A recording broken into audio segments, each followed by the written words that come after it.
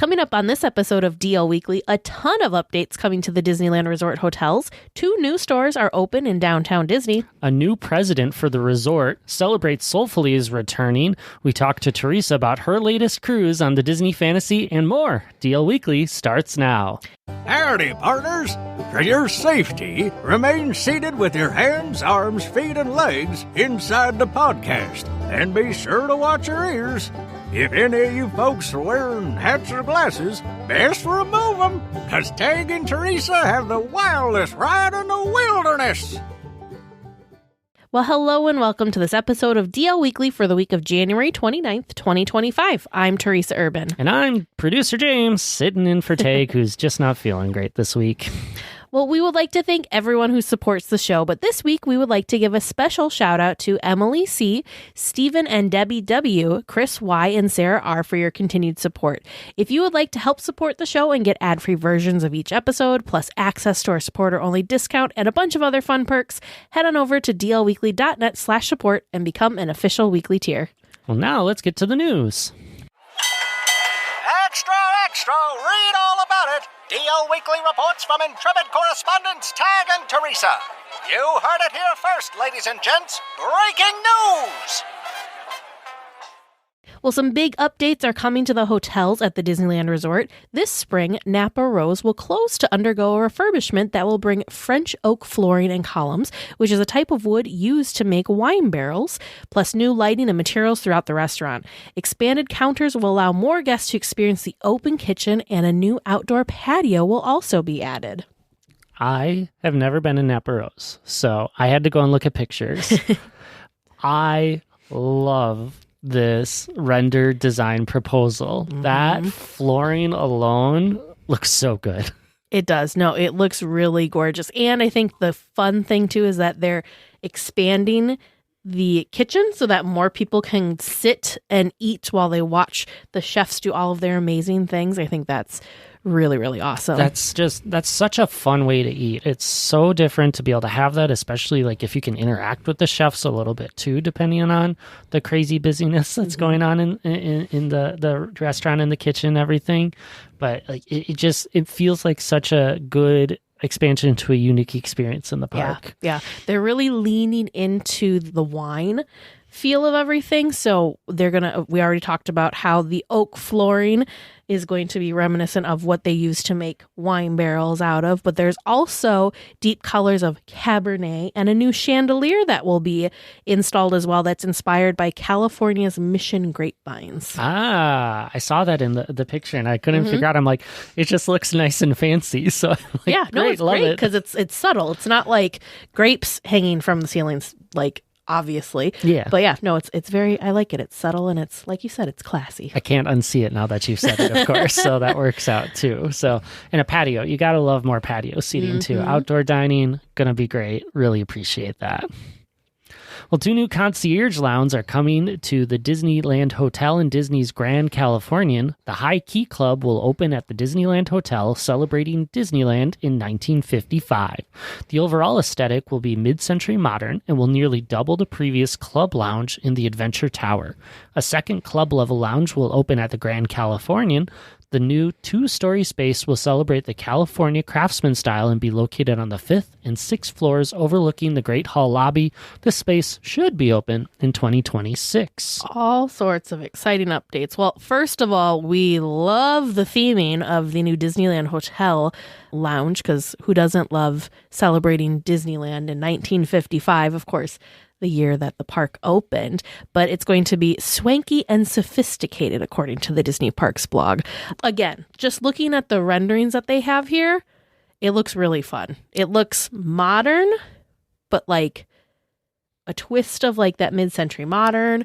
There's all sorts of different, like, look at the light fixtures. Are those records I see? I think they are, kind of reflecting the light back down. So interesting on that one. And then the mural looks like it's got all sorts of different musical elements and like instruments, and even the piano style on the bottom really kind of playing into that is really cool. Plus, it looks like big floor-to-ceiling windows so that you can experience and enjoy the fireworks. That was totally the first thing I noticed when Yeah. seeing this. I'm like, are they getting their own fireworks show? Oh, they'll see the ones on Main Street. That makes so much more sense. Oh, Too funny. yes. But yeah, the High Key Club is what it's going to be about. So obviously they're leaning into music for the theming for that. Yeah. But yeah, it looks really, really nice. That checks out. I'm eager to see the colors. Like they have the orange chairs in the render here, and I'm like, that is a big color choice. Orange is always kind of that statement thing. I feel like it makes sense for 1955, but in the time of where it's going, I'm like, I hope so. I really do.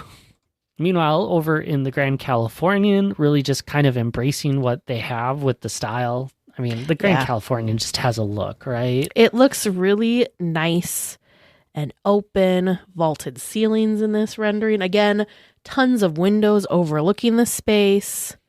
And I love that it's 2 stories. So you get this like little loft that you can really kind of look at and appreciate and enjoy.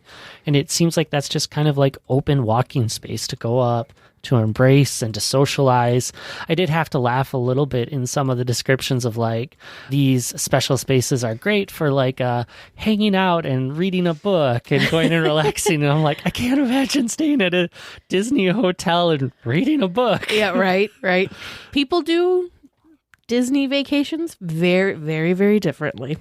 Yep. I'm come to understand you get what you want out of the park when you visit it. Yes. Not for me, but good for you all who enjoys the good book and the beautiful windows and views into everything else that you get. So the space that the new concierge lounge at the Grand California is taking up is taking over what is currently known as the Parkview Terrace, which was this lovely outdoor space that was actually used in a lot of like wedding venues if you were having your wedding at the Disneyland Resort. But they're enclosing that space now to make this new concierge lounge. So if you know where that is, I remember like riding on Goofy's Sky School, and you can see it when you're on Goofy's Sky School.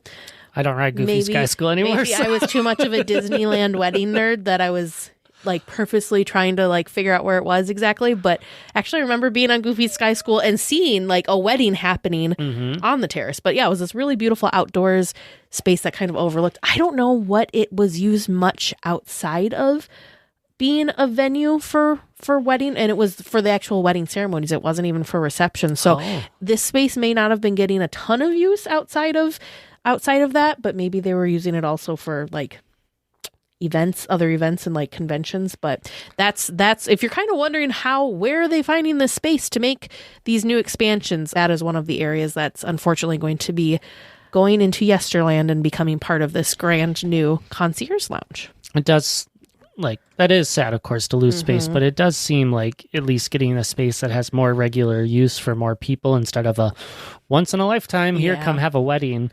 Yeah. I gotta agree with that.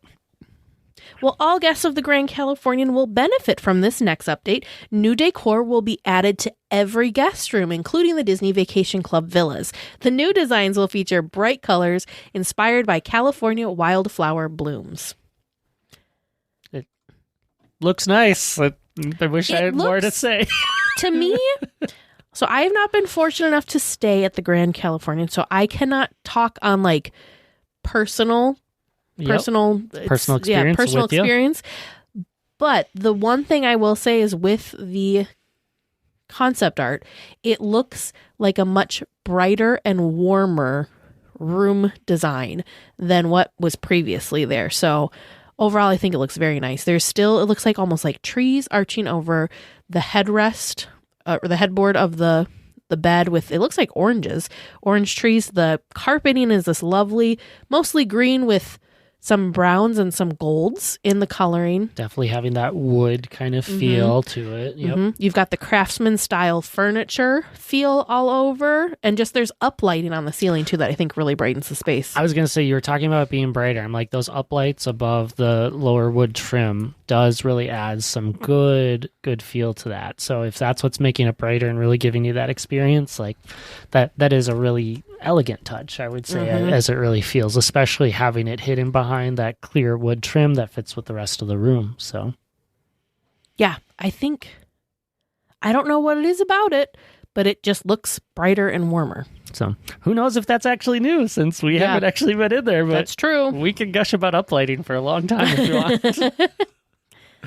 Oh, well, let's move over to the Pixar Place Hotel, where 2 new suites are coming. The new suites will feature 2 bedrooms. The Coco Suite will have a Oaxacan-style architecture with terracotta tiling, Mexican artisan quilted and woven pieces, a fireplace, and more.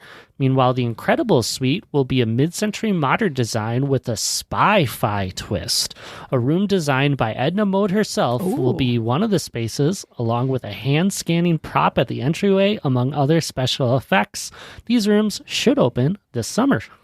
Come on. Okay, these rooms look beautiful, but the fact that, like, they're, I don't know, interactive as well as, like, super well themed, how fun is this? So with the Coco Suite, there's all sorts of different family photos and mementos of the Rivera family that you can find within the suite. I just quickly glancing through the concept art, you can see an Alebrije, you can see a little Miguel doll, you can see like a family tree in the background, like Dante's over the fireplace there. Speaking of the fireplace, look at the fireplace. It's the bridge. It's the Marigold Bridge. It is the bridge. How cool is that? The color behind it just looks so good with it, too. Oh, I see a Pepita on the door. I was wondering if you caught that one or not, or if I got to call that one out. But nope, you nailed it. And then even just like the subtle like flower designs that really fit with, I don't know what they are, but those like authentic sheets of paper that hung across the streamers. Oh, yeah. Like, just such a nice look with all of that one. And then moving on to the Incredibles suite. Honestly, this one is I feel like this is subtly themed. Because when I was first looking at the Disney Parks blog article on this, I, of course, saw the photo first. And was just generically, like, quick looked at the room. And I didn't pick up on what the theme was right away until I looked down and said Incredibles suite. And I was like, oh, okay, yeah, I guess there's a really, like, subtle Incredibles the logo looks great thing in the shades. And then if you look a little closer, there's some stuff like in the bookcases, but it's not super saturated. It almost feels like this could be where the Parr family lives. Yeah. More so than like a theme suite, if that makes sense. I would say, if anything, it makes me feel like generic classic spy. Like you could drop this into one of the older like James Bond style movies, and it would fit perfectly with all that style and the design. But you're right, the little touches of the decor really get it, with like Elastigirl's motorcycle. You got the red phone that you call for things, and so it's just these cool details. I mean, the fireplace isn't like as exciting because it's not a bridge, but whatever, it kind of goes. But look at this piece of artwork. I was just noticing this. It's got I don't know, looks like a tangled mess, but it has there's a red eye in the center of it. It's like a golden tangled mess with a red eye. But then they've got the different masks are kind of like hidden within the metal tangle. Yeah, I love it because if you look closely, the one in the bottom right to me is like clearly Jack. Oh, you can clearly see a Jack. You know what? It's his head. Yep. Do you see that? Yep. Clearly mixed in with the masks and everything else. Okay, now looking at this even closer, you can see Mrs. Incredibles at the top. Frozone is there. Oh, okay, yeah. That's Violet. I don't know who this is. That looks like a it looks like the raccoon. It looks like a raccoon. Jack was chasing. Yeah, it looks like a raccoon. But yeah, that's even cooler. Dash hiding somewhere in there, maybe. Who knows? This might be Dash here. Yep. Yeah. So you look just at that. Throw them all in there and get it. Even better. All right, you get to stay at one. Which one are you gonna pick? Oh, probably the Coco suite. I'm really loving the colors. I could like live 24/7, I think, though, in this mid-century modern incredible spy suite, though, because it's got the subtle Disney touches, but and such neat things with the spy touches of like a spy phone, hidden messages, secret door. Like, come on, this is like an escape room waiting to happen. But I'm with you. I would probably pick the Coco suite first. Both are very, very well done. Also helps. It's arguably my favorite Disney Pixar movie. So, I mean, yeah, there is that too. There is that. But the colors for me in this one, just so well done. And again, these 2 new suites are coming to the Pixar Place Hotel. Well, 2 stores in downtown Disney have finally opened. I feel like we keep reporting on, yay, these things are finally opening in downtown Disney. These are both closer to the park entrance, though. Disney's Wonderful World of Sweets, which replaces Marceline's Confectionery, opened last week. The shop is spacious and offers many of the same items as Marceline's, but a new offering is the Werther's Original Caramel Popcorn. There is a fun, small little nod to Marceline, Missouri in the train display in the window. Storyland Boutique, which is in the old Wonderground location, also opened, offering an ever-changing theme. Currently, the theme is, quote, cute, cuddly, and plushy. The store currently has create your own headbands, plush characters, and Pooh and Stitch merchandise. Okay, let's start with the sweet shop because you always eat dessert first. And like this is such a whimsical looking candy store. Very whimsical, yes. Like there's so many nice things. I feel like in a lot of ways it feels like a good counterpart to Bing Bongs for me. Oh, yeah. Like a lot of that same kind of vibe and feel with it. Not quite as packed. So there's plenty of space to kind of wander and see these really like nice displays with a good variety and different layouts. So that's really cool, I think. The other thing that's interesting is they have like little characters that they've created for the Wonderful World of Sweets. The mascot, her name, I think it's her, their name is Poppy, which is also Disney's newest popcorn bucket, but she's like this adorable little popcorn kernel. Kind of gives me Star vibes from Wish. Yeah, absolutely. Right on with that. But it's not just Poppy, because did you see that in the... They named the cake pops. Yes. There's Jimmy and Fluffy and Bonnie and Lolly. Yes. Like, this is great. Like, I love it. Like, give you something to love, and that'll be such a memorable way of like, oh, I really enjoy the Jimmy treat. Yeah, I think it's cute. There's now, I think, 2 new kitchens. One is an exhibition kitchen for sure. Actually, both of them might be, but much larger kitchen space so they can pump out far more treats. But yeah, the biggest thing that I was very excited about was the fact that we now have fresh caramel corn. And that's in one of the exhibition kitchens. You can watch them make it. One of the kitchens. You're very right. See it in the bag that you pick up. Have you had the Werther's caramel corn? I haven't. You haven't at Epcot in the Germany Pavilion? No, we ate too much of the other food. I was too excited to use my little bit of German language to order like everything else off the menu. And so I just embraced all of those goodies instead. It is quite good. But one of the complaints that I have seen online is just that everyone's excited about the space. Everyone thinks it's very cute, very fun, very whimsical. But there isn't anything really new here. That's fair. So in the treats case itself are all things that you can find other places. Maybe these are a little bit different because your cake pops are themed differently and look a little different, but there's not any new treats. And actually they kind of took some treats away that they used to have. So there used to be like some fudge and stuff like that used to be in the treat case here. And yeah, so people are a little sad about that, which I understand. So hopefully maybe once, because it looks like there's a ton of Valentine's Day stuff in here right now. So hopefully maybe once it kind of gets out of a holiday season, they'll kind of expand on what they're offering. Yeah, and I think that makes sense. You know, it started off with Sweethearts Night where, you know, you got people looking for those treats and stuff and see what happens. Holy buckets. You see that? Churro toffee is now $8.29 a slice. Ooh. Whew.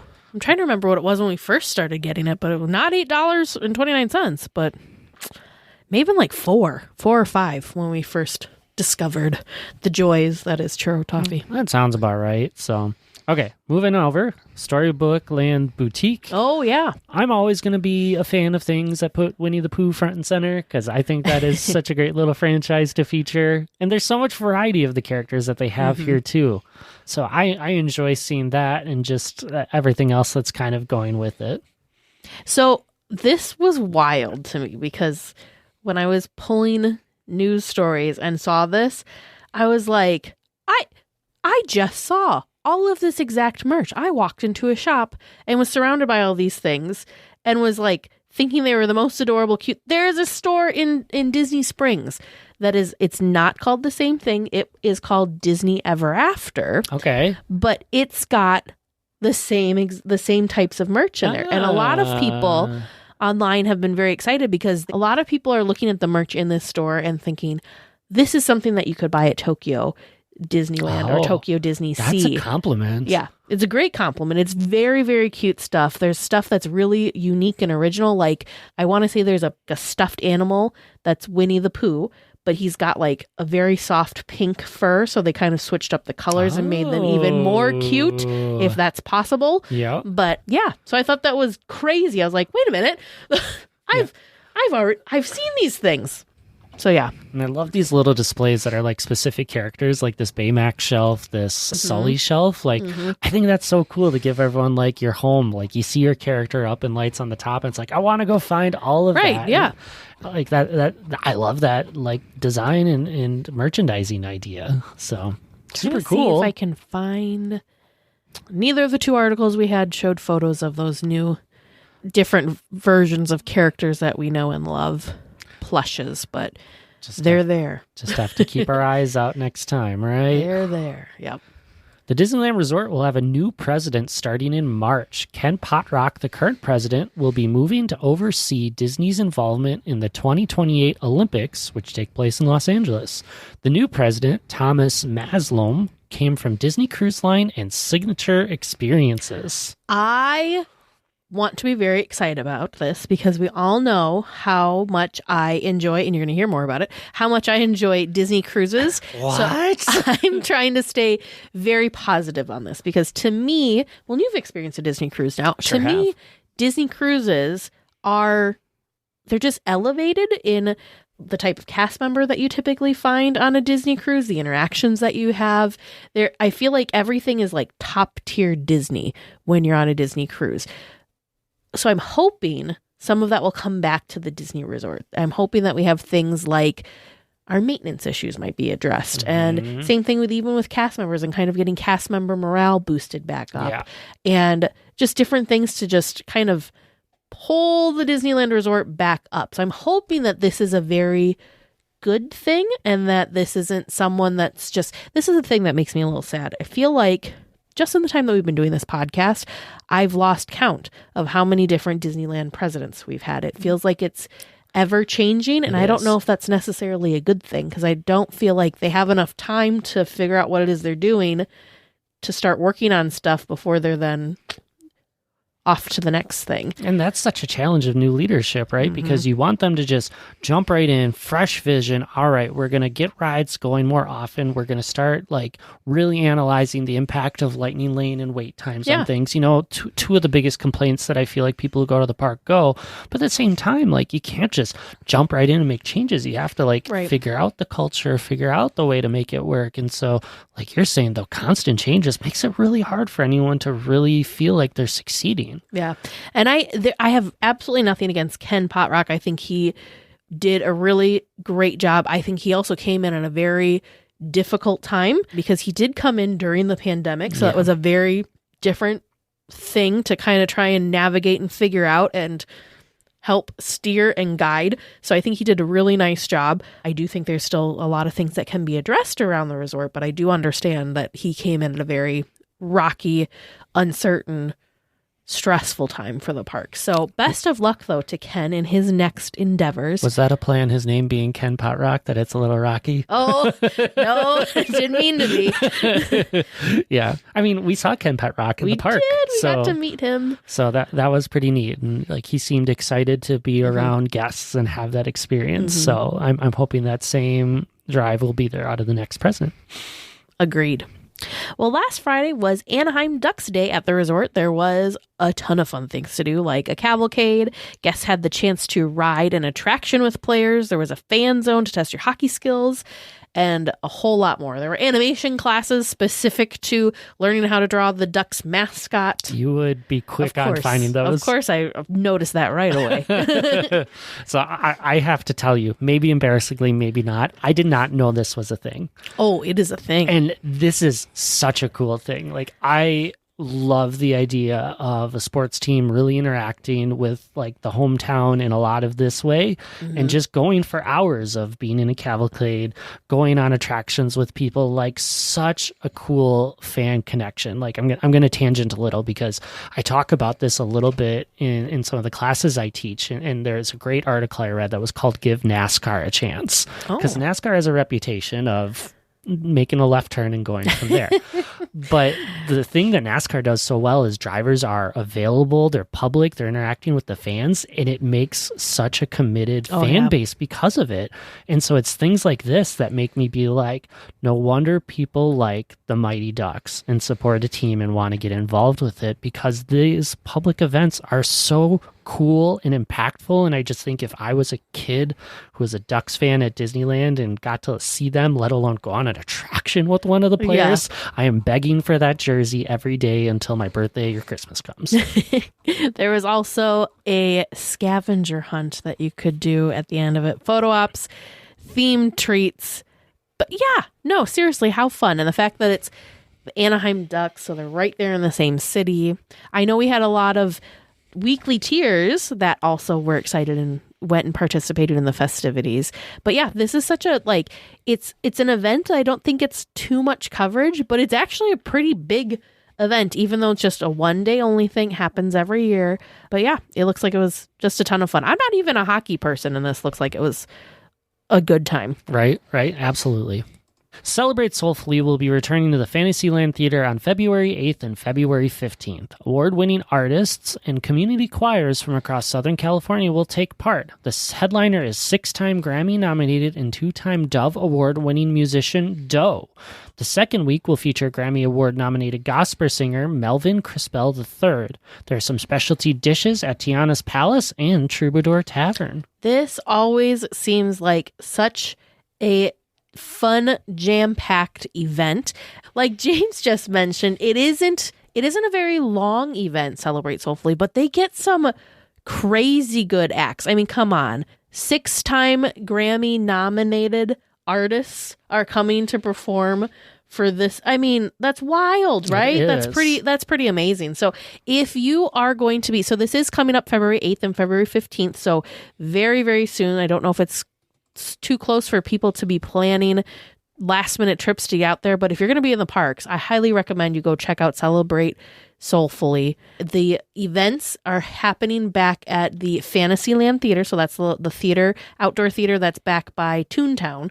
But yeah, every time that we report on this event just keeps getting like more amazing and bigger, and it's quickly becoming a like thing on my like Disneyland must go do check out list of things, because it just looks really, really cool. I just love the idea of something unique, live music, like you're getting an incredibly worthwhile concert, especially if you are into that like soul and gospel music. Like I just imagine how like uplifting of an experience this is, and something to embrace along with a park trip that you'd have with it. So that's super neat. Well, and I mean, you get to go see Grammy Award-winning artists as part of your normal Disney day. Like, that's wild. It's pretty awesome. Very, very cool. And, like was mentioned, there are some specialty dishes, mainly at Tiana's Palace and over at the Troubadour Tavern.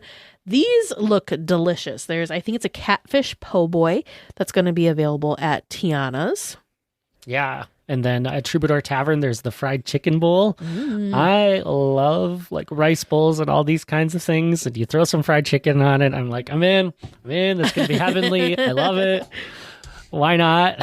And it's not just the days when the artists are performing either. You got a month to find these. So There you go. Well, 2 iconic engineers responsible for their work on the Matterhorn are being inducted into the National Inventors Hall of Fame posthumously. Karl Bacon, who passed away in 2008 at 98 years young, and Ed Morgan in 2009 at 93 years young, worked for Aero Development, the company that Disney hired to work with them to create attractions for Disneyland. Karl and Ed came up with the idea of the tubular steel tracks to make the attraction possible. Of course, we're talking about the Matterhorn. Of course. The ceremony will be held in Washington, D.C. on May 8th. Like the Matterhorn is just such a cool attraction. And the fact that we had tubular steel roller coaster as early as we did, and it's such a thrill ride still, this is such a great testament to the work that they did and the rest of the group that they worked with to really come up with something just so dang cool. Well, and so unique, because I think the Matterhorn, wasn't it one of the first, if not the first? The first tubular steel coaster in the world. Yeah, so honestly, what took so long to induct these men? Right. Because it's quite a marvel. And the whole reason they had to figure it out in the first place was basically what Disney was asking and wanting to do could not be done with how tracks were made back then. So they had to come up with something completely new to make it work. And that's just incredible. And it's one of those cool stories for me to think about of like, you're talking, I got invited to join the National Inventors Hall of Fame. It's like, what'd you make? You think of like the usual creations we have. It's like, I made a roller coaster. Yeah. Come on. Such a cool story to tell. Very, very cool. So I hope the family and the legacy behind it really just enjoys the honor that's clearly well-deserved. This is amazing. Okay, they engineered the idea behind the tubular steel coaster, which, quote, set the standard for roller coaster design technology and paved the way for future innovations in the amusement park history. Yeah, absolutely. Wow. Incredible. Well, D23 Gold members can take advantage of a deal at a local hotel. The Anaheim Hotel is offering 15% off direct bookings, which include a members-only welcome gift, 2 breakfast vouchers, and 23% off food and beverage at the Pizza Press, their attached restaurant. The offer is valid through December 14th, 2026 to all active D23 Gold members. Wow, this is quite a deal and quite a length of time that you have to take advantage. Yeah, and I'm thinking sitting here as the people who plan the trips for DL Weekly in your case, or plan the trips for us a lot of times outside of it, it's like, this is perfect for us to hear the news for and be like, that's nice. And it's very nice. Tag and I stayed at the Anaheim. Yeah. And they were in the process of renovating rooms. Unfortunately, we were not in a freshly newly renovated room, and when we stayed there, it needed to be refreshed. However, they have completed those renovations, and the new rooms look gorgeous. They look very clean, very well kept. It's a very short walk from the Anaheim Hotel to the parks, which is always well loved, especially when you have very tired feet coming back from the parks. But it's really a vibe, because it's 2 stories with all these different buildings, big grounds in between. So it's a very unique space, and it kind of feels like you took a step back in time. I just put it together. You said the offer is valid through 2026, not 2025. So that is extensive time. I just double checked, and travel must be completed by December 14th, 2026. And it's always nice for D23 members, especially the gold tier and whatnot, to get extra perks, really giving good value to that. I am Groot. What do you mean you're hungry? Kraglin needs those pots for the rehydrator. We don't have time for snacks. I am Groot. Were you talking to Tag and Teresa again? How'd they even get a hold of you? I am Groot. Fine. 1 snack. That's it. I am Groot. No, I haven't seen any churros. You gotta talk to Vern. And stop smiling. Well, it's that time again for Snack Chat, and it is somebody's first time here in Snack Chat, and we've got a wonderful foodie guide to go through. I know, I can't believe they let me out of Trivia Land for this. Don't worry, we'll be back in Trivia Land soon. I know, now you get to be on the other side of Trivia Land. I get to enjoy it as a guest. I'm so excited. You do. Do we have to do Snack Chat? You might be begging for Snack Chat to come back once we get to Trivia Land. You never know. Maybe. And I have started looking at the pictures that we're talking about, and there's some goodies. There's some goodies. However, don't be fooled. You got to scroll past all the delicious things at Walt Disney World first. I know, the painting the roses red. That's thing cute. That they had at Disney Springs is so cute. Okay, I'm going to Disneyland. Okay. Well, this, of course, is the Valentine's Day foodie guide that has been released. So these will be available.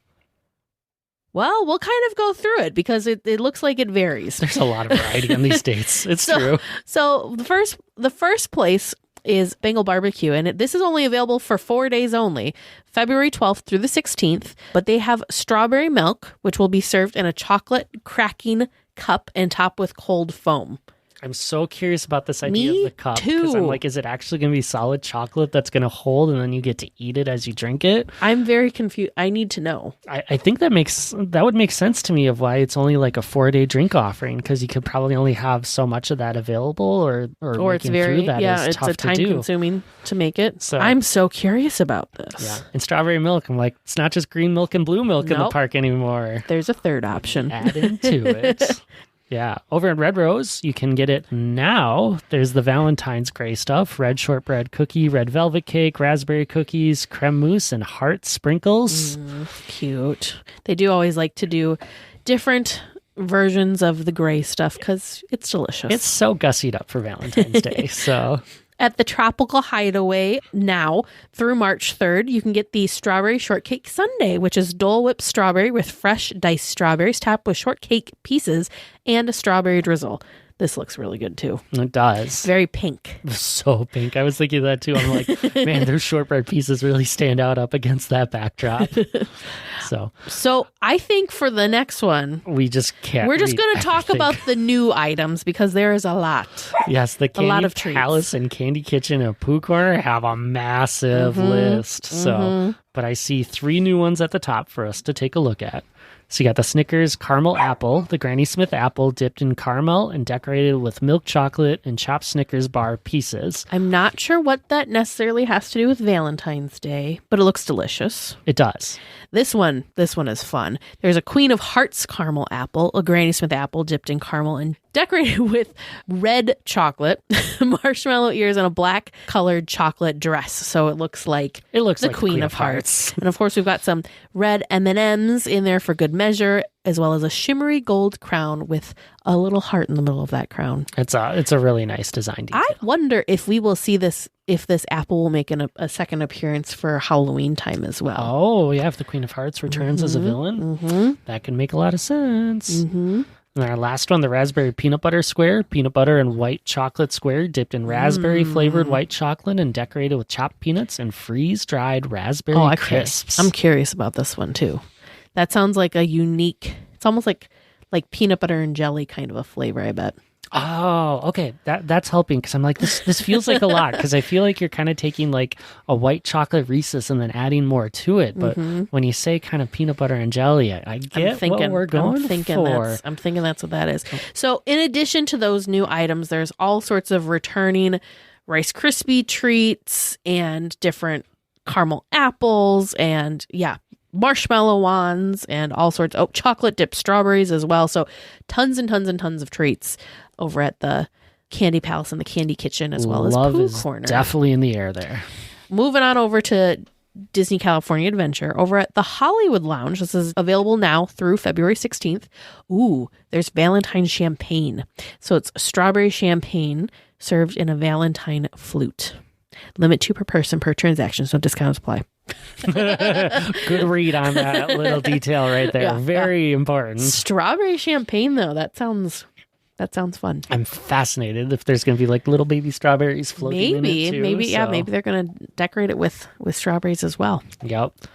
And then Bing Bong Sweet Stuff and Trolley Treats, just like the Candy Palace, long list. However, we can only go for one because they have the Snickers caramel apple here, the Queen of Hearts caramel apple, the raspberry peanut butter square are all over at Bing Bong's as well. But there is one new thing. The Lotso cereal treat, Mickey-shaped cereal treat dipped in strawberry-flavored, pink-colored white chocolate, decorated with magenta, black, and tan-colored white chocolate.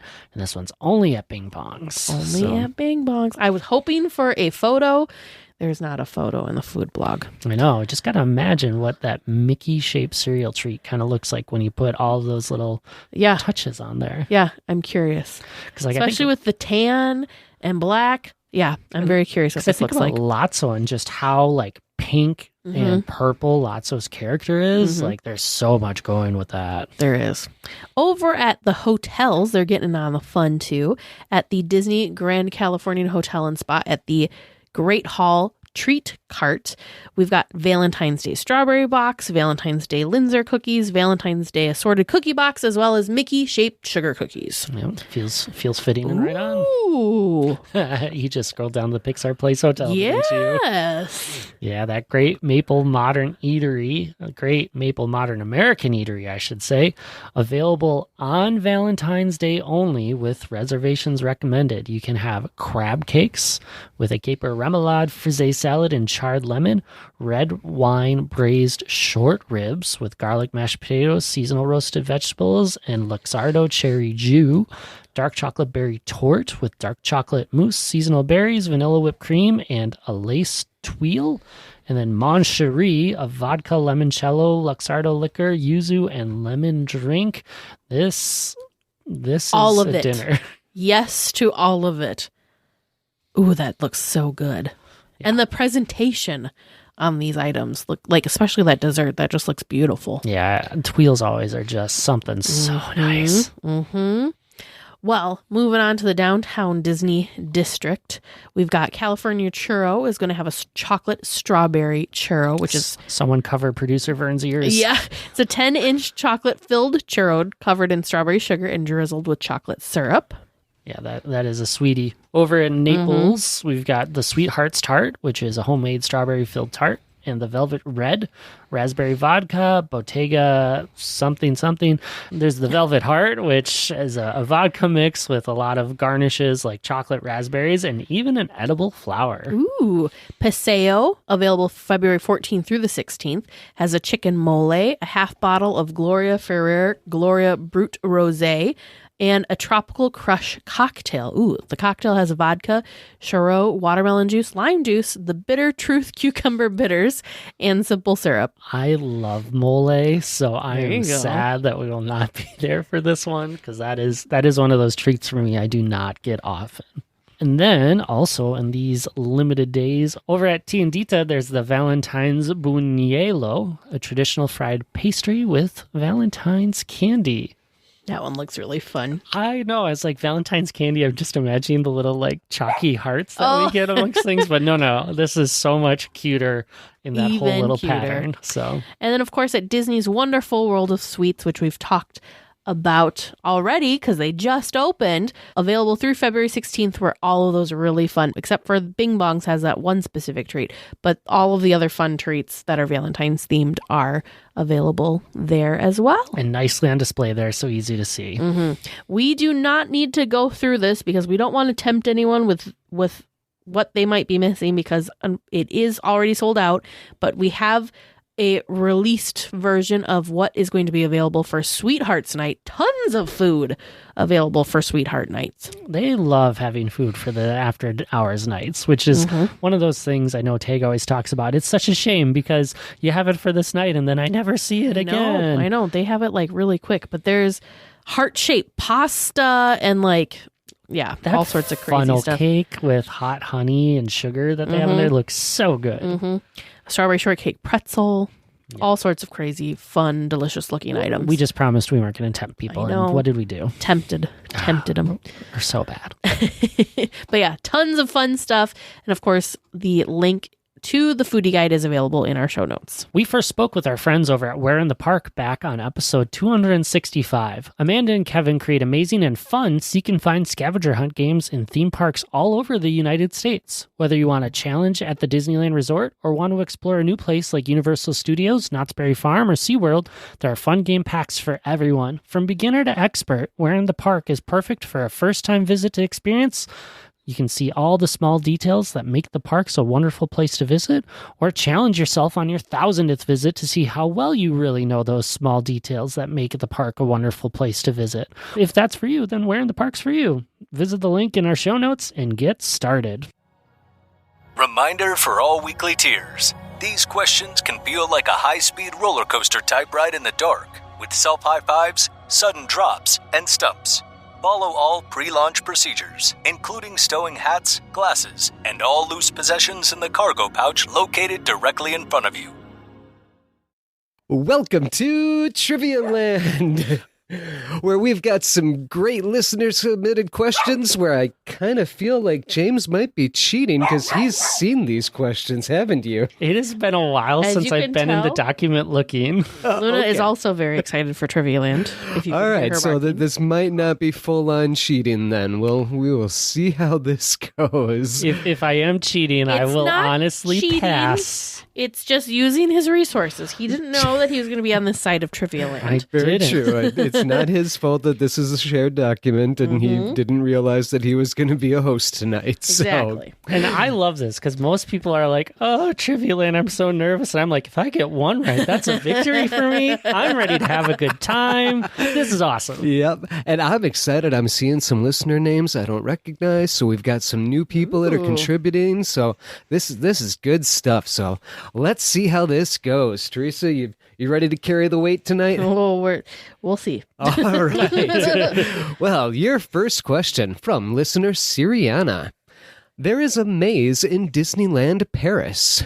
What movie is it based on? Ha, I've been there. Yeah, I was going to say, James has got this one. Alice in Wonderland. I agree. That hedge maze is so Can you cool. be more specific than just Alice in Wonderland? What do you mean? Isn't that the title? Now you're making me the animated version of Alice in Wonderland? It's like, I don't remember it being the Through the Looking Glasses one. Oh, but never I don't- mind. I'm just reading the first line. No, we're Okay. good. I was we're good. like, huh? I was pretty sure it was the Just animated wanted to one. give you a little panic. That's Oh all. my gosh. Ooh. Minor panic. We're good. All right. Sorry about that. It's okay. We need that. Yeah, That- just had to get your blood pumping. yeah. Your second listener submitted question from listener Dave M. What Tomorrowland exhibit is now almost reality? What Tomorrowland exhibit? Is now almost reality. I don't think it's the Bathroom of the Future. That's the only thing I can remember off the top of my head. I was like, is it something like the House of the Future? Because, but I don't know what those were. I don't remember. Gosh. Oh, the next thing I was thinking of, what about the Carousel of Progress? So we're finally to the final year, but that's not an exhibit really. So Yeah. Dang, I don't know enough. I don't know enough about OG Tomorrowland and the exhibits to be able to. I'm just going to go with the Bathroom of the Future because that's the only one that comes to mind. I'll go Rocket to the Moon. Because that seems like a There you total go. reality that we're good. That's also not an exhibit. Why am I naming attractions? this is so bad. I'll just stick with House of the Future. It's probably wrong, but at least it's an exhibit. All right. House of the Future and the Bathroom of the Future, right? Yep. Okay, final Is that even a answers. thing? Now I'm even like wondering if that's even a thing. You're picking a room. I went with the whole house. All right. Your third listener submitted question from listener Nicholas E. Who is responsible for the goofy yodel at the end of Alice in Wonderland? What? I would assume it's Bill Farmer is the voice of Goofy. But I need a little help with that question. I'm guessing we're looking for the voice that added it to the attraction. Bill Farmer feels like a pretty good guess. The voice that added it or the person that chose to add it? Oh, so like, okay, that makes more sense now. Like, Who is responsible For for the adding it. goofy yodel at the end of Alice in Wonderland? yeah, okay. So who decided to include it is the question, Right. right? I'm reading it as it was submitted by the listener. That's what we're going to go with. It is not my job to editorialize. That's fair. Do you know who No. put that one together? No. Now, in researching the question, I did put in 3 possible answers because I can see the confusion that you're seeing. Okay, so we're going to go with Bill Farmer. Obviously, Walt himself. James. Inspired him in the conversations from It's a Small World. Jiminy Christmas. Oh, boy. Right? There you go. Yeah. There you go. Sometimes it's just crazy enough to work. I'm trying to think like when when they redid it. I'm trying to think, has it always been there?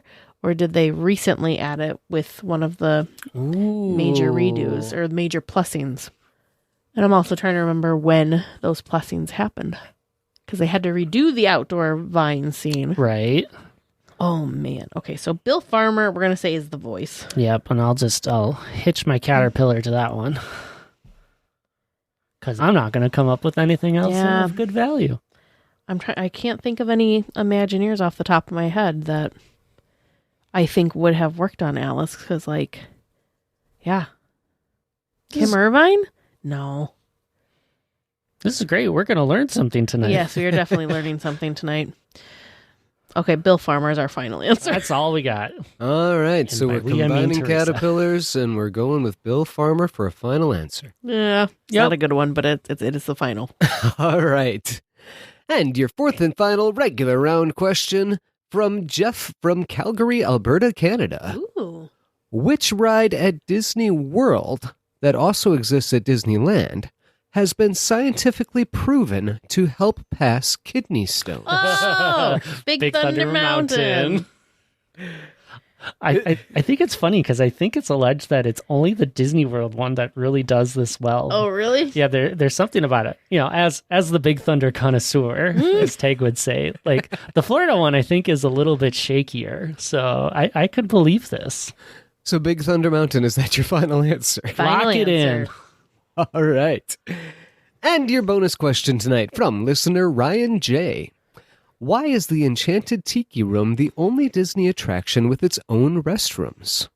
Because I it was- do know this one. Oh, go ahead, James. I can't answer because I learned it from putting it in the document. Teresa, Oh. it's all up to you. Because it was originally supposed to be a restaurant. So is that your final answer? It was a restaurant? Yes. And James, are you going to confirm that or just wait until the answers? I know the answer thanks to reading the submission, so I will hold on gonna until later. Wait Let until the suspense- answer section. Let the suspense exist. We will build that suspense then. Listeners, can you wait for the suspense to build? You're gonna have to. Stick around until after the discussion topic, and we will find out the answers together. Well, for this week's discussion topic, it's you, Teresa. It is. You are the discussion topic. You're back. You missed frigid cold weather did. here. We accidentally had the exact perfect week to not be home. wind chills of minus 50 Yeah, some places around here. No, thank you. Missed all of that. It was wonderful. Because you got to enjoy a cruise ship again. Yep. Got to enjoy. And the crazy thing was actually in Orlando, we heard when we got back that it was like, well, it was cold in Orlando when we were there, but it rained the whole week we were gone on the cruise ship too. So we like double were good and missed all the yucky weather. The Disney winds just carried you right along the way. They did. It was amazing. So you sailed on The Disney Fantasy was the ship that we went on, very nice. which of course is the twin to the ship that you guys were on, It the is. Dream.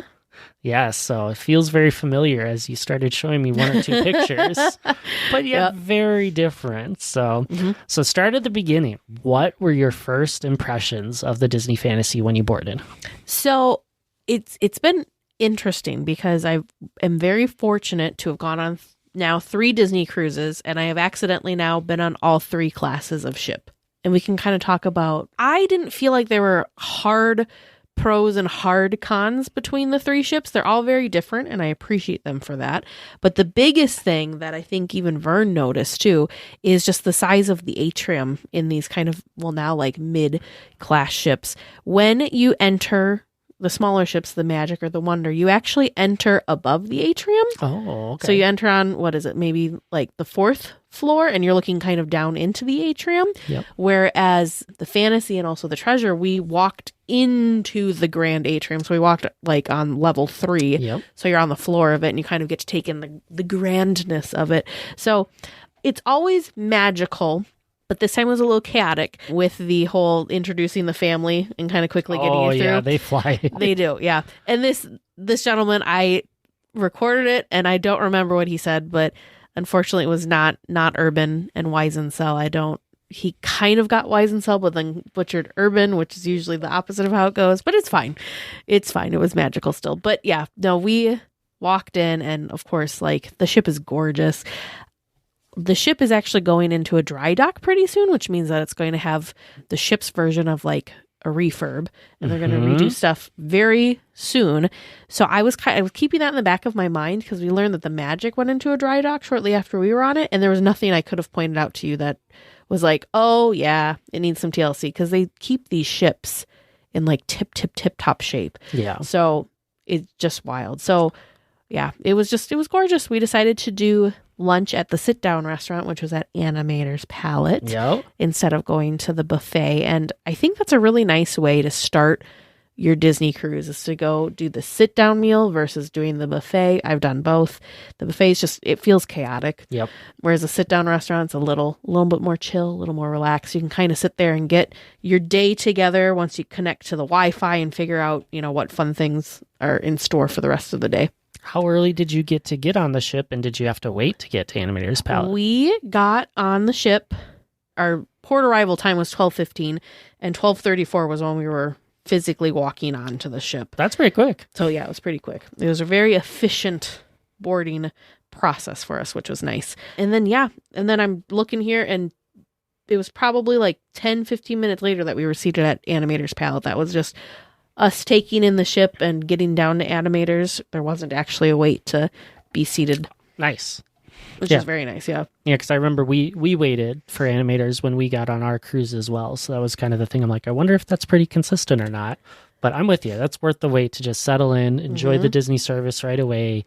And the fact that it's Animator's Palette had to be pretty cool. It's such a fun restaurant. We got to dine in Animator's Palette 3 times during this trip, and this was the first. And it was really fun for me because my mom was with us, and this was her first ever Disney cruise. And to be able to like enjoy and see the grand atrium and then go right into Animator's Palette, which is a very highly themed and interactive dining location, like really kicked off that we were, that she was in for all sorts of Disney fun. Oh, that's great. So let's stick on that dining theme. How did you feel about the rotational dining on the ship? And did you have a favorite? Ooh. So I will be honest, I don't think I talked about this when we were talking about the treasure. So my experience with food in general on Disney ships was I was blown away on the magic. The treasure kind of left, it felt like there was things that they were needing to work out, which we were on a preview cruise, so totally expected that. But then again, fantasy, we went right back up to awesome expectations again, which was great. Because then the first 2, I'm like, well, one was great, one wasn't as great. So was one a fluke? Was one not a fluke? So I was really happy that, we went right back up. This is really sad. I finally understand Disney Cruise Line chicken tenders, because this was the first time that I had them fresh and hot. Uh-huh. Every other time I had them after they had been sitting on the buffet for a little bit, so they weren't as crispy and crunchy, but every time I had them this trip, fresh and hot, I was obsessed. Totally understand the hype. It makes a difference. It truly does. It makes a huge difference. Because my first ones were exactly like you're saying. They were just not quite up to it. I'm like, I don't get it. Yep. But then I tried them again, and I'm glad I did. So I'm glad that you're saying the same thing. Yep. Well, and even I was so excited that I literally ordered a kids meal for lunch from Animator's Palette. Absolutely. They were not hot and fresh on my kids meal. They had been sitting a little bit, so they weren't as crispy, crunchy. So I was like, dang. So I was thinking, I'm going to order it from you order it from the restaurant. You think that'd be as fresh as you can get it? Yep. Nope. Was not the case, but still very, very delicious. I was actually really surprised by the Enchanted Garden. Going into the cruise and doing some research, Animator's Palette we had eaten at before, so I was familiar with that menu. Yeah. They have it on the Magic. The Royal Court was very similar to the menu that we had at Lumiere's on the Magic, so I was familiar with that, but Enchanted Garden was quite different. So I did some research, and honestly, a lot of stuff that I was seeing online and what we noticed the first night, that is not a favorite of many avid cruisers, and a lot of people actually skipped that first night of dining rotation at the Enchanted Garden. So I didn't go into the Enchanted Garden with high hopes because, like I said, I heard very mixed reviews and not all were positive. It was delicious. We dined there the first night and the last night, so we had 2 different menus, and everything I had the first night was knockout. And actually, I liked my starters and appetizer things better than I liked my main. Wow. Which the main was really good, but if I could have done it over again, I'd be like, nope. I would have ordered 2 of those appetizers and then this couscous salad thing that they had. Yeah, it was really, really good. And the desserts were delicious as well.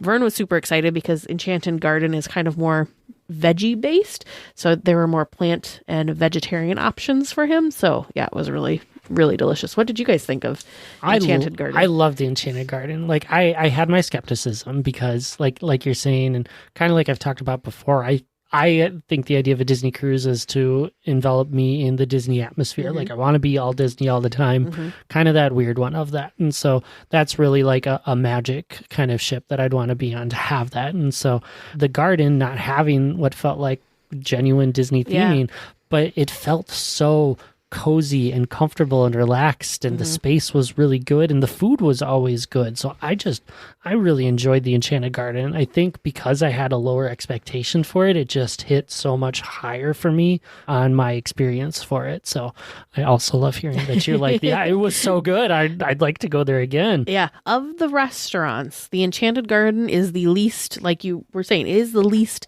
Disney themed. It is themed based on the Gardens of Versailles. And so it kind of looks like you're in this giant greenhouse, I guess would be a good way of saying it. Yeah. But like the light fixtures come to life at a certain point, and if you're paying attention around you, you can like see like during your dinner service, like the sun will set and like nighttime kind of happens, and there's a fountain in the middle that has the only Disney reference because Mickey Mouse is on top of the fountain. But it is like the restaurant's kind of alive in a way, but not in the sense of like Disney. Yeah. It's not overwhelming like Animator's Palette could easily be, which is really great for that one. So yeah, nope, I really enjoyed it. You mentioned Vern looking for a lot of vegetarian dishes as he's trying to have a vegetarian diet. How do you think it was for him? Did he find vegetarian food just about everywhere he was looking? Yes. He had no issues with finding veggie-based dishes, and he had some things that like knocked his socks off that were so good. Actually, it was something at the Enchanted Garden. I don't remember what it was called, but it was some sort of a portobello mushroom dish with like a risotto, and it was actually one of the things that the server recommended. Oh. Yeah, he loved it. But yeah, every night he was able to easily find things that didn't. So he's vegetarian, so that means he still does cheese and animal products, just not meats. So he was able to find quite a few things. And sometimes if it were something that, like I think maybe there was a baked potato soup that had bacon sprinkled on top, they were able to modify some dishes for him as well, which was awesome. That's good. I always like hearing that they can accommodate a lot of those dietary needs and preferences. So you talked about rotational dining. Where else did you eat that was pretty memorable for you? Everywhere. We ate everywhere on the ship. But I think the next most memorable place was probably, it was so cute. So up on the pool deck, they had these little themed, I'm going to say food counters, but they were themed to Cars Land. Oh, cool. So you had like Luigi's Pizza, and you had Tomater's Grill, and you had like Flo's V8 Cafe, and that was kind of like where the salads and stuff was. That was where I was getting those amazing chicken tenders, was from Tomater's Grill. And then what I would do, pro tip, is I would go over to the healthy window, and I'd get one of the garden salads from them, and I'd get a side of ranch, and I would either just dip my chicken tenders in the ranch, or I would make myself a little like crispy chicken salad. Ooh, that's creative. I like that. Super good. Super. I did that a couple of times on the ship. I like that. And that's where the late night pizza is, right? That's where the late night pizza is as well. You gotta find those and enjoy those slices along the way. So yeah, those are really good. And then of course, the buffet's always nice too. We didn't eat at the buffet too often. That's what we had for breakfast most mornings, but I think we only did it like once or twice for lunch. But yeah, always good things on the buffet too. You never know what you're going to find, which is fun. So I'm guessing based on your description, you didn't go for the specialty dining at Paolo's or Remy's. We did not do specialty dining, no. Have you ever done those, or what would it take to convince you to do one of those? I was trying to get reservations for us to be able to do the Paolo brunch, and people raved about that on our cruise. Yeah. So I was trying and could not secure reservations for brunch at Paolo. We could have done a dinner at Paolo or Remy, but I really wanted to try the brunch because that's what people really talk about. Yeah. And obviously because that's the one that I couldn't end up securing. So, and the brunch it's for paying extra for an elevated dining experience. I think the brunch is $50 per person additional. So that didn't seem too outrageous, just in case it wasn't really something that was for us. I'm with you. I have the hard time because the rotational dining and all the other experiences are so good. I'm just like, I don't know, like, if there's really that elevated thing that I'm going to get because of it. I heard from people doing the 7-course meal, just like how extraordinary and extravagant it is. So people have had it talk it up and make me believe that maybe it's there, but I know I'm getting what I need from the main one. So yeah, and that's why I wanted to do like a brunch, because then I wasn't going to sacrifice a dinner at one of the rotational dining rooms to be able to experience it. Because I was thinking about that. Like, what if it was, I don't know, your night at Animator's Palette? Because you don't know what night you're at which restaurant until you are on the ship. And you have to make these reservations in advance. Oh, yeah. So there's no, it's total luck of the draw there. So there's no way to kind of ensure that you can be at your favorite dining location for the rotational dining and be able to do one of these elevated adult-only dining.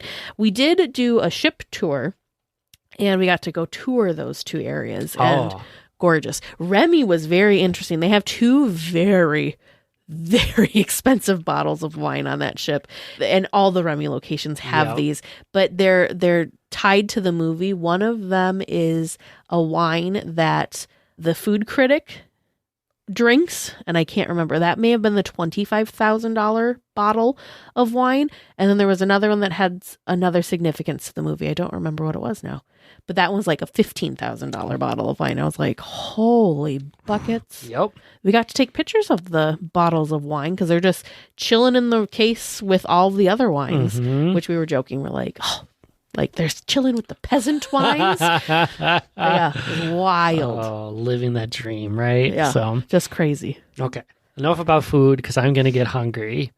Tell me about your stateroom. What kind of room were you in? Where were you at? Give me the deets. So we were on deck 2, and we did just an ocean view stateroom. So that meant we just had a big old porthole in our room. It was kind of neat because we did an ocean view for the Magic. This porthole was larger, and you could actually, there was a seat in it that you could actually like sit in the porthole if you wanted. Oh, that's not cool. As big as the ones on like the public decks that are huge. Those portholes are crazy. Big enough that you could climb into it and still sit in it. And it was deck 2, which is actually quite nice because we were deck 2 midship. We were right next to where a bank of elevators were. Or even better, we were right next to, there was a staircase. The grand staircase came down from deck 3 onto deck 4, and then behind the grand staircase was another staircase that went from deck 3 down to deck 2. Okay. So we have this great little, like, we could zip up and down, get between decks 2, 3, and 4 very easily without having to do the back and forth stacked on each other staircases or wait for the elevators. Yep. So we actually did a lot of stair stuff because most of the activities were on decks 3, 4, and 5. And the only time we had to go higher than that really was if we were going to check out room decor, which you got to do that if you're on a Disney cruise, or going up to like the buffet was on deck 11, same with the pool and everything. Yep. So we did a lot of stairs. Yep. You kind of got it, right? So I remember deck 2 on our ship too, because there were some that were hidden behind like the glass elevators in the middle by the Enchanted Garden That's entrance. where we were. Yeah. Tag was like, we had these a are secret so little, cool. Yeah, we had a secret little like windy little path to get, and it was quiet over there. That was the crazy thing. We'd come out of our room, and it was probably like 3 doors down to then where the little hallway was to pop out by the glass elevators, which depending on time of day, we had 2 days that were at the private islands, and then 1 day that was just at Nassau. They had people lining up there for port excursion, like get-togethers. So there was people out there all the time. You couldn't hear them at all. Yeah. It was crazy. Wow, that's really impressive. It was pretty wild. So, my mom kept going on and on and on. She's like, that was just the perfect placement for a room. And then it was nice because our first night, dinner was at Enchanted Garden, so it was like right there. Front door. And then the last night, our dinner was at Enchanted Garden, which meant our breakfast the morning we got off was Enchanted Garden, so it was right there again. It was perfect. Oh, that's so convenient. Very convenient. I love that. One of the things we were talking about earlier with the new president coming to Disneyland was the cast members. And I think one of the important members we run into is your stateroom host. Yes. Did you get to meet them a little bit? Oh my gosh. We have, that is the final picture on the boat is with our stateroom host because he was amazing. His name was Sana. Awesome. It's amazing to me that these folks take the time to learn who's going to be in their staterooms before you even get there. Like to the point of, I think my mom and I were in the room and Sana first saw Vern out in the hallway and said, first said hello to him and instantly was like, where's Teresa and Rhonda? Like the fact that it's just crazy to me that they not only remember the people, but know which rooms the people are going to be in. Because Vern was just standing out in front of the door and he knew it was Vern. I was like, magic. This is Disney magic. But we bumped into Sana probably 2 to 3 times every day and always had like really awesome, fun conversation with him. He gave us tips on stuff to do and he was very sweet and looked out for us whenever it was days that we were getting off the ship and made sure that we had our sunscreen and didn't forget anything in the room. Oh wow, that's really nice. He went above and beyond. He was amazing. That's so good. Like it's like you say, it's the people that really make the difference. So this is probably a good chance for you to shout out your serving team as well, since I've left food. But they were both super, super fun. We had Leonardo and Larson were our dining people, and we had the head server. I can't remember his name. He was so fun though. He reminded me he had big, chunky, fun glasses. And so he just reminded me of Elton John because of the glasses. But he was super, super fun. But yeah, Leonardo and Larson were our serving team. Both were very nice. Leonardo was a little quiet at first, but opened up towards the end. He was our assistant server. And then Larson was just awesome. Both of them were just always on the ball. And we were noticing stuff in the section that would have been difficult. Like there was a table that seemed to always just kind of show up when they wanted to show up, whether if it was at the dining time, 45 minutes after the dining time, or almost an hour after the dining time.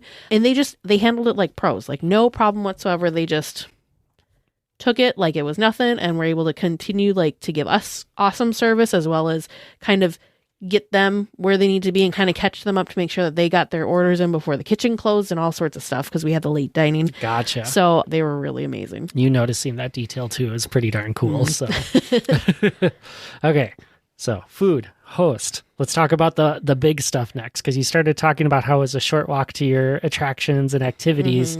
Give me the big stuff. Tell me about your big shows you had on the ship. What did you see? What did you love? We got to see, I should actually look up the names of them, because of course I don't remember.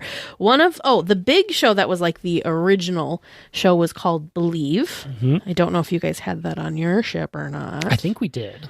Believe. It was about a father. Yes, we did have that one. It was about a father, and it was very sweet, because the one that we saw in the Magic was about a little kid and her going through her dream. So it was really cool that this one was centered around an adult. Yeah. And we also got to see Aladdin. Oh, cool. Yeah. Tag would have been super excited, because it was the Aladdin that used to be at the Hyperion Theater with the same stand-up comedian genie vibes and all that. And the guy was really, really good. Oh, he'll be so upset because he's not there. Yep. Did you have golden Mickeys? We did not have golden Mickeys. That one was so cute. We did have a magician one Frozen. Oh, neat. So we got to see the first night, nothing. Second night was Aladdin. Third night was Frozen. Fourth night was a magician. And then fifth night was the Believe. Yeah.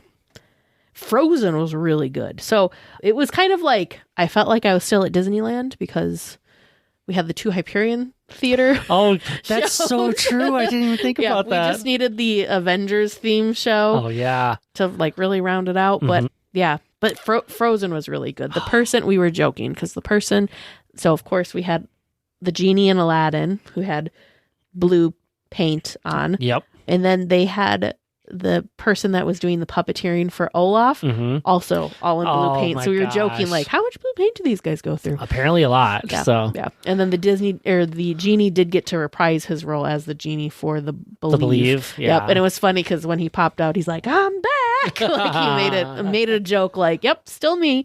So yeah, no, it was very, very, very, very good. Now you have me thinking Rogers the Musical when? Yeah. When is it coming to a Disney Cruise Line? Yeah. I'm ready for that. So maybe one of the new ships, because what is it? The Destiny that's going to be Avengers theme? That would make a lot of sense then, wouldn't it? There you go. Ooh, maybe. I like where this is going. Did you have a favorite activity kind that you did outside of the big shows? Were you a trivia group? Were you a food group? Man. So our big thing, we did a lot of trivia. Sadly, we did not win. Trivia on Disney cruise ships is brutal. It is so competitive. Cutthroat. It is competitive. To the point of we're going to some of these trivias And there's people that have multiple winners things around their necks. And I'm like, oh my gosh. And I finally figured it out this time. It's the repeat cruisers that are the ones that end up winning because they've been doing the trivia. So, I mean, for example, Disney Toons trivia, I think I don't remember how many it was out of. We only got like 2 wrong. And we weren't anywhere near in the finals for that. And did your like pianist play the one? I loved that event. That was so cool. Yeah, and that one is so hard. Yeah, it's hard and it's so fun. The other thing that's hard too is when you do the Disney quotes, because you just see the words and you don't hear the voice or like see the context or anything. And so taking those words completely out of context and trying to remember, but yeah, so we did a lot of trivia and we did a lot of the animation classes. That checks out. So yeah. One of them was fun. We did a Chip and Dale one. It was just mom and I. Vern was off doing something else. And it started with the circle, which I thought was so nice because sometimes just starting like drawing that first circle is the hardest part. But this one had the circle. But we had to draw Chip and Dale at the same time. Oh yeah. Until you got to a certain point, then you did the separate things. But yeah, no, Chip and Dale, and then we did Stitch, and there was, I think, one other one that we did. But yeah. I'd ask if there was someone new, but I feel like you've done so many that it's hard to keep track of which characters you have and haven't done. And I probably should have brought my little sketchbook that I now take with me to the Animation Academy. But the thing that's nice about doing sketches on the Disney Cruise Line is it's like a regular size sheet of paper, not the giant piece of paper that you get at the Animation Academy. So it's much easier to transport back home and display because it's not that big awkward size. So yeah. But yeah, those were, and the other thing that we did that was super fun is the episode graphic. We got to do towel folding, which was a bunch of these stateroom hosts that came in and helped. You had like a head person that was the one on the mic showing everybody how to do it. But then they had tons of stateroom hosts all around the room to like help people with their rolling and folding techniques, which was super, super fun because that's one of my like nerdy favorite things about cruises is the towel animals. I was very sad when we went on a Norwegian cruise. They did not have towel animals. And I was like, what? Yeah, it really is an integral part. So it's huge, but I'm trying to remember what we made. A dog, an elephant, and a monkey. I think those were the ones that and a swan.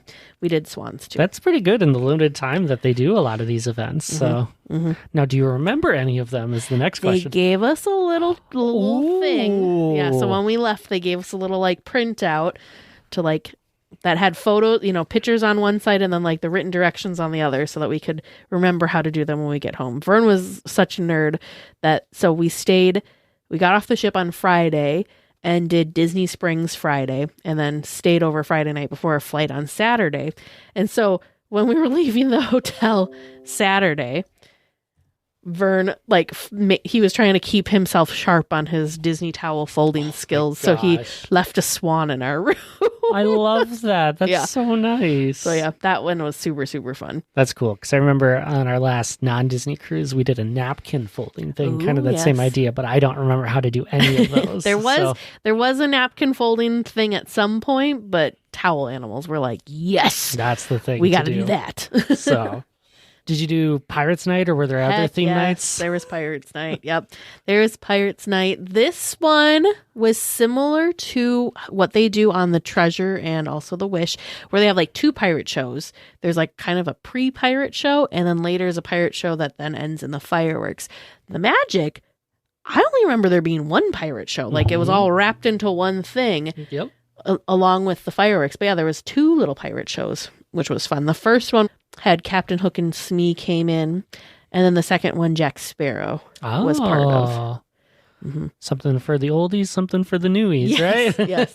Whereas I think the Magic, it was just like, I don't remember Captain Jack being there. I just remember it being Hook and Smee, and then Mickey came in and saved the day. Of course, that's what he does. Yes, and that's he cued off the fireworks. That's a pretty epic one because Mickey like zip lines from one side down to the stage, and in this one, Captain Jack came down, but he just came down like straight down. Rappel, right? Yep. Yeah. No, Mickey's like zip lining through the crowd on the smaller ships. That's cool. That's pretty wild. I do love the drop down that we get on the Dream and the Fantasy. Yeah. Though that's such a drop down in such a cool way. Like it feels very pirate-esque of that one. So. Totally does. So that takes place up on the pool deck. Did you guys spend a lot of time on the pool, like my dream vacations? No, not too much time on the pool. We were super nerds one morning as we were leaving breakfast. We noticed that they were, because my mom was just fascinated. I've always been fascinated too about how, because I was pointing out to her, I'm like, oh, you see that dance thing? That was the pool. Like the fact that they change out the pool, cover up the pools, and suddenly it's this huge deck space for everyone to enjoy. So the pools were covered one morning when we went into the buffet. We came out and one of the pools had been uncovered. I was like, oh, dang it, we missed it. And so we kind of lingered a little bit because Vern wanted to go do the aqueduct slide. I was hoping someone did And it. so he ran down to the room because there was no line. He ran down the room, changed, and came back up. And as he was doing that, Mom and I were just chilling. And they opened up the second pool, so we got to watch them open the pool, which was pretty fun. The fun behind the scenes things that Tag would love to be talking about. Yeah, the fun behind the scenes stuff. Vern enjoyed the aqueduct. It does, if you watch it, it does go kind of slowly, and he said that it feel like as slow as you watch it go by, that's how it feels. It does. So I think it'd be really good to do if you're at something, maybe like, because there were people going around during pirate night, like that'd be really cool to watch, like one of the deck parties while you're up there. Or maybe if you're at Castaway or Lookout Key, then you can kind of go around and like check out the island and stuff. He said it wasn't super exciting when you're just like slowly going around and looking at the ocean, but he could see how it could be cool. It's such a balance, right? Of like, I don't want it to be over too fast because I just climbed a lot of stairs to get up here, but at the same time, I want a little thrill. So I felt that way too, of like, I think this is doing it for me. Yeah. So the I think it was called the Aqua Mouse on the Treasure was different because that's the one that's the attraction at sea. So you go up this long like thing where they're like pulling you up and there's all these little screens and things happening. I saw those. Those are cool. Yep. But then you do have quite the drop. It's quite the water slide on the way down, and we were hoping to not get wet. We were soaked by the end of it, but it was fun. Yeah. So as you explored the decks, were you able to find some good, quiet, relaxing places? Were there? Yes. Adults only areas make a huge difference. It's always amazing. My mom was so funny because the pool deck on the Fantasy also has the adults cove, the quiet cove on the back half. And it's amazing how you just kind of go through this little transition and it's so much quieter back there and so much more chill. So we did spend some time back there enjoying just sitting on the pool chairs and looking out and sipping our coffees or whatever it was we were drinking at that point. Yeah, that was really nice. And then same thing with like there's an adult only area with the bars that at a certain time goes to adult only, which is also, they were actually pretty chill. There was one night where there was this one rowdy group, but then we just went to a different bar in the location and then it was chill again. So it was nice. You're able to find kind of that atmosphere you're looking for no matter what, right? Exactly. We did do, you guys had this, I think, on your ship as well. I don't remember. There was some sort of like interactive detective I loved that thing. Yes. I don't remember what it was called. It was so fun and so cute. The best part about it, you do not need a magic band or a phone to play it. It is somehow like they assign you a quote unquote badge, which is this funny little piece of paper. And somehow through Disney magic, that allows you to interact with all sorts of different paintings and such around the ship. It was so fun. I loved that game so much. The detective game was so cool. I think Tag was upset because there were only 3 different ones, and we finished the first one on like the second or third day. Oh, sure. And it was like, we should do the next one, but it's like, maybe we should spread them out a little bit because otherwise we're going to run out. And do you know what? When I was, now for your next Disney cruise, when I was on my little tour of the ship, she said that there's like 17 different outcomes or something. Oh, I believe that. So you can play the same one, but not always have the same, have the same villain. So you still get to play the clues. Okay. Okay. That's good tour info. Good details. Yep. So, but yeah, no, it was super fun. We just did one, and actually we did it the first night and meant to go back and do the Muppet themed one and just like had too much other stuff going on that we never got a chance to go back and do it. Those were such a different experience because the Muppet one had for us a little bit more like problem solving and mystery, and it wasn't all pictures because there's some other elements that you get to go and look at details for that come into play. So I found that one to be a little more challenging. Sure, yeah. Which was kind of cool. And so that one was nice because we kind of spread that one out a little bit more. So it's like, oh, we're down by this board and I'm carrying the sheet with me. Let's go and see what we can find out. So there you go. Totally worth it. A fun thing to just kind of have around. Did you do any of the, like we had like, I want to call it hide and seek games, so that's not what I'm looking for. Scavenger hunts. We did not have any scavenger hunts. I think that might be something that they do on the longer sailings. Okay. And so with this one being five nights with 3 stops, we only had 1 day at sea. Oh yeah, you really didn't. So yeah, we didn't have too much that extra free time to kind of do that stuff. But yeah, no, those would be fun too. They might have only done those on days at sea too, so that might have been something else that happened to it. That could be. That was the towel folding was the day at sea. There was tons of fun stuff during the days at sea. I loved the scavenger hunts, like finding little details, looking for carpets, finding cast member costumes, like getting everyone involved, like even talking to the cast members, like, do you know where this is? Yeah. And it's funny because some of them are like, I don't leave my area. This is all I know. I know this section. Yep. And they're like, oh, that's so realistic. So too funny. Yep. Okay. Next area of questions for you. Terrifying questions for me. How was your shopping experience? Did you come home with some swag? I did. We did come home with some swag. I have started, you're going to get like PTSD from this. When I went on my first cruise, I wanted something to like signify each ship. Maybe I didn't pick the right thing. No. But at that time, it was pins. I have to go back and see what pin it was because now I've realized that there are 2 versions of Disney cruise pins for ships specifically. Couldn't remember which one I got. There is a pin for the front of the ship, like what the emblem is for the front of the ship, and there's also a pin for the butt of the boat where that has like the characters on it. Oh, yeah. And I don't remember for the magic what it was that I got. So you had to buy both. I bought both.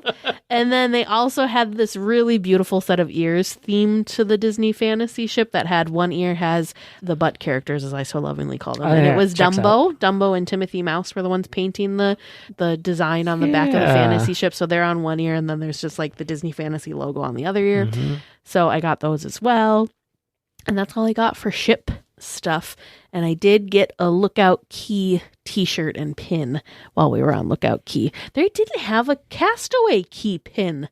I was shocked. The only pin that they had for Castaway was like, I completed the Castaway 5K. I don't imagine you did that one. Vern would have for alert, sure. We did. Oh, okay.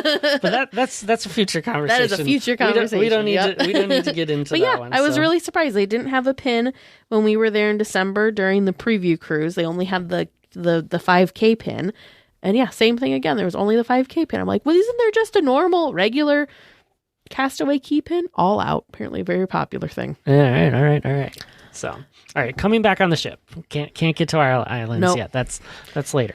How did you feel about like the design and style of this ship? You know, the very Art Nouveau look. How did it compare to the other ones? What do you think?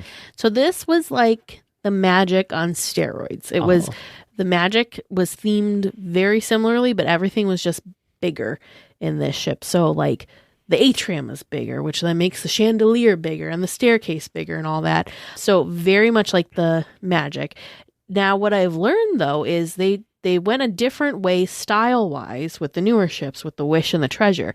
Everything about the Wish and the Treasure is tied back to Disney in some shape or form. Everything is like Disney-themed first, and then all 3 of them have lots of mosaics, but it's just, they don't really have the Art Nouveau kind of feel. It's a more modern feel. It was a lot more brighter surfaces, lots of like, I don't know, white marble floors and stuff like that. So, and this one was a little more like leaning into like the tans and the golds and the blues. And I couldn't tell you which one I like better because I like both for different reasons. So same thing.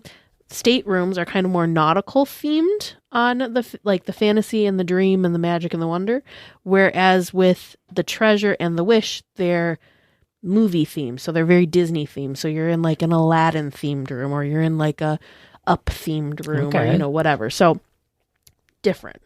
Similar, but different. And I don't know. It's almost like, one's almost like just walking into like a lot. It felt like there was a lot more like artwork and stuff with the more Disney-fied ships. And there was just a lot more classic feel with the other one. So I like both, but I couldn't tell you which one I like better. It probably depends on the day. That makes sense. And I think you're right, because you talk about your Art Nouveau, the sister ship, our one we went on, Art Deco. So similar build, different feel because of all that art style and everything you're like. But I think you're right that it definitely has that classic ship feel. And I know that's true because Tag got on the ship and within 5 minutes, it's like, this is my favorite ship I've ever been on, because it's all that dream that he's hoping for of what it looks like and how it goes. So that makes a lot of sense as you go through it. Yeah, I don't like, Tag probably wouldn't like the newer ships because they don't have that same feel. They're gorgeous, absolutely stunning, but it just doesn't have that same like. He's going to have to suck it up, because I'm really excited to do one of those like Disney-centric ships, because that's really the experience I'm looking for. So they're so immersive. So, I mean, this is immersive too, but just it's different. It's a different type of immersion. Like, you're not going to find Haunted Mansion themed bar on one of these classic ships, because everything's more classic. But we did, so speaking of bars, they did have, what did we have? We had one bar that was themed, it was called the Tube, so that was themed to like the London Underground, which was super fun. We had La Piazza, which was, it was the bar in the center was a carousel. Oh, that's neat. And the seat, and it was a big round bar, and the seats looked like you were sitting on horses. And O'Gill's, which is kind of a classic staple, and then Skyline, which was a really fun bar that, like, I don't remember how many different Skylines it flipped through. It was like 18 or something like that. Yeah. So that was really fun and just quiet and chill. So yeah, so the bars are highly immersive, but not specifically Disney themed immersive, whereas the Treasure was Haunted Mansion, the Jungle Cruise, and then you had 20,000 Leagues Under the Sea. So those were like stepping into those worlds. Stories. Yep. All right. I want to spend my last bit of time with you talking about people who may be hesitant or have booked a cruise and are looking for tips or advice. So the thing I hear most from people who are thinking about a cruise or trying to figure out is, aren't the ships crowded? Does it feel like there's always people around you and you can't really navigate it? How did you feel like the ship felt? Did you ever feel too many people around, or it was hard to find where you were going? There's only a couple of times a day or during the sailing that you're like, whoa, there's a lot of people on the ship with me. There is a gap in between the two dining sessions that everybody is kind of just mingling and trying to figure out, wasting time until the next thing. So how it works on a Disney ship is you have two dining times, an early and a late. And how it works with the shows is you go opposite of that. So if you have the early dining, you see the late show. And if you have the late dining, you see the early show. So theoretically, you're either in the dining room or in the theater. But there's like this weird gap of time between the two things. So we had like an hour between when the show was ended and when we could go like have a seat for dinner.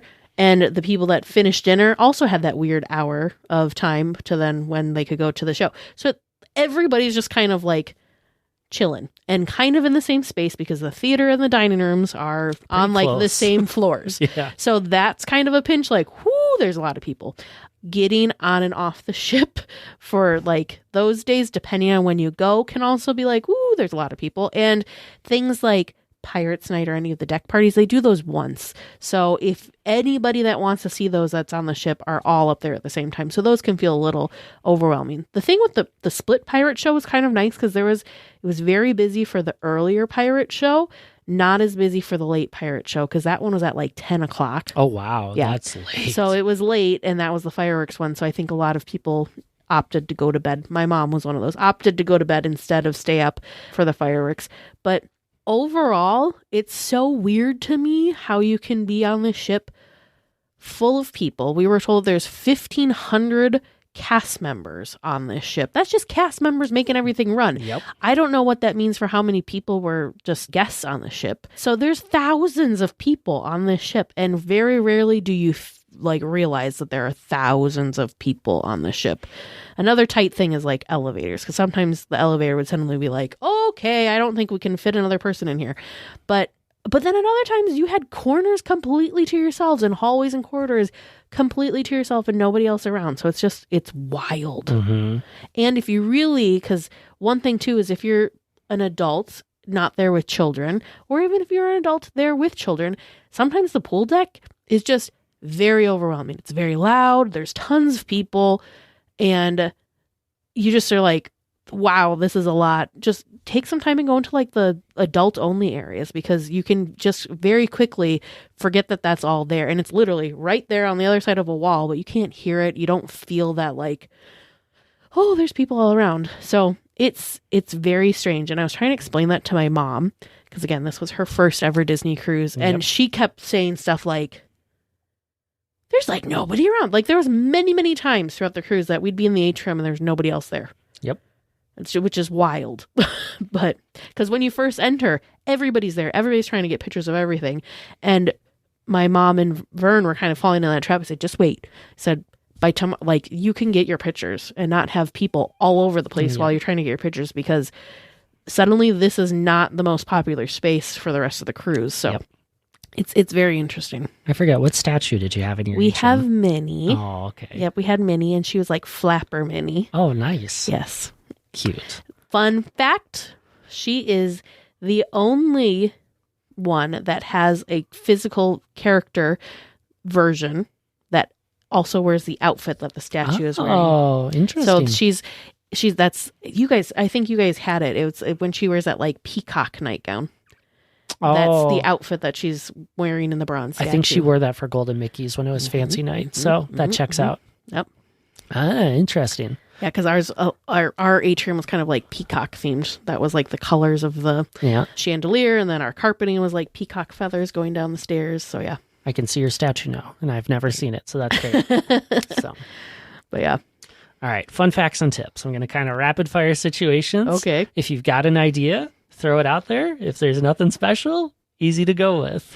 Okay. So getting on the ship, or just that whole embarkation process, things to know, something special to do. One thing that I didn't realize my first time that I am now embracing on my second and third cruises, you really don't need to bring anything with you. Check it all. Let them take it for you and have it magically show up in your room later. The last 2 times I've just taken a small bag. If you're someone that wants to like hit the pool right away, of course, bring a change of clothes. But really, you don't need much of anything that first couple of hours on the ship. And it's not that much time that you don't have your bags either. Like a lot of people I was noticing was carrying on backpacks full of stuff, which is what we did our first time, because we were thinking we were going to need all this stuff. You don't. And I even saw people doing the same thing with like their roller carry-ons, that they were, it's more of a nuisance than it is a help. So don't feel like you need stuff, because you really don't need stuff. As long as you've got your phone and then eventually your key to the world card, and then bring a lanyard so you can slip that in there. That's all you need. Yep. Great tip.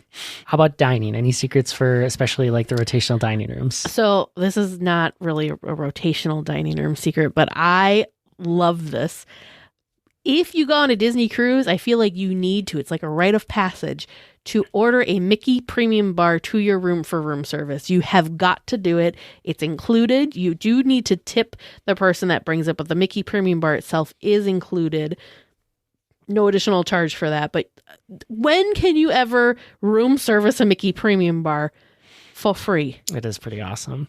And they just taste better in your room. Do you know why they taste better? We realized this during our treasure cruise. When you're at the parks, they have them so frozen because they melt so quickly. So they're like a rock, and then suddenly they melt because it's so hot. They are not rock solid frozen on the cruise ship, because you don't have to worry about it melting right away. So they're like perfect. Mm-hmm. So order yourself a Mickey premium bar via room service. I'll give you your rotational dining tip, and I'll help you out with this one. Okay. Just ask your servers whatever you need, whatever you need to happen, ask them. Like I order chicken tenders a lot of nights, and they brought me really great chicken tenders. You can order anything. You can order off the regular menu. You can order off the kids menu. If none of the entrees look appealing, but those appetizers look incredible. Order all the appetizers. Yep. Nobody's going to judge you. One of my favorite stories of our team too, of like literally just saying communicate with them. One of the nights we were there, we wanted to watch the Eurovision Song Contest live. That's a whole nother story to get into, something great to Google. And so that started at like 7:00 ship time that we were on, and we were 5:45 dining. And so like we had like an hour basically for dinner that we wanted to be in and out and get to the lounge that was showing it, because it was a small lounge that was showing it. I think it was the D lounge that had it.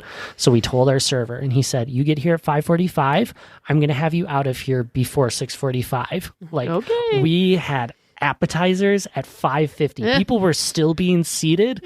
We saw some appetizers coming out for people as we're getting our entrees and finishing that up. And like, it was incredible just how accommodating they are. They worked so hard for us. It was so amazing, but they made the magic work for us. We were out at 6:40. It was early. Like, that's how good he was. And it was literally like, you come in, look at the menu, know what you're getting beforehand. We'll take care of you.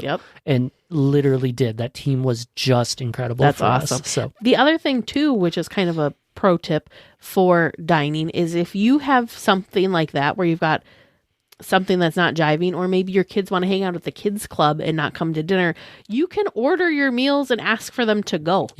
They'll bring them out to you, and then you can take them, because things that you're ordering in the dining rooms are not things that you can get other places on the ship. So they are dining rooms, and it's even room specific because they're different menus. So so if for some reason, or maybe someone's not feeling 100% and they don't want to sit through the entire dinner service, but they were really looking forward to the fried brie cheese or whatever, you can order that and bring it back. That was so good. I'm so glad you said that. I forgot about that. Oh my gosh. It's so good.